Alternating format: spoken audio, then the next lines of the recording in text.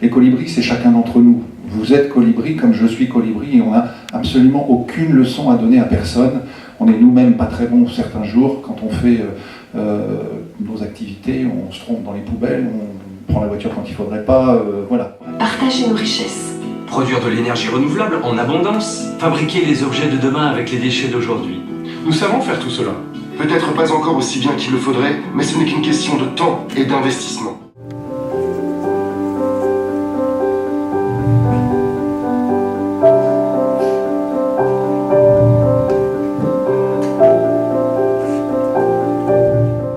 L'objectif de cette ouverture des saisons est bien entendu de présenter la saison culturelle de l'Institut français de Casablanca pour la période de septembre à décembre 2018. Donc c'est une présentation de saison assez, j'allais dire assez classique dans son format, où nous avons insisté sur deux choses. D'une part, un événement qui pour nous est exceptionnel et fondateur, qui fait partie de la programmation nationale de l'Institut français du Maroc, qui est le Chant des colibris au Maroc. Le Chant des colibris, c'est quoi?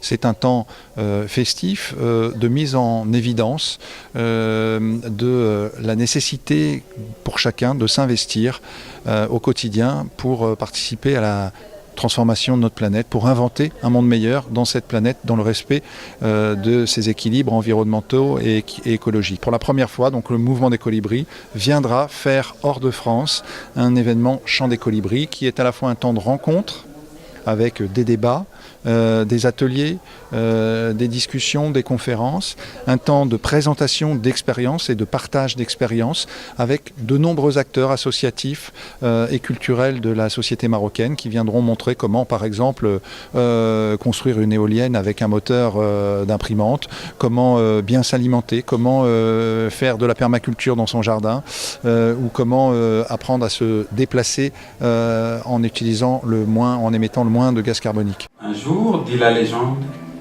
il y eut un immense incendie de forêt. Tous les animaux, terrifiés, atterrés, observaient impuissants le désastre.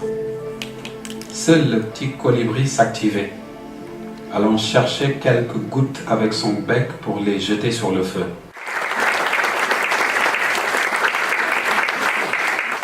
قبل ما تخرجوا ما تنسوش تابوناو في لاشين يوتيوب وبارطاجيو هذا الفيديو مع اصحابكم وما تنسوش ديروا جيم الموقع احاطه على شبكات التواصل الاجتماعي.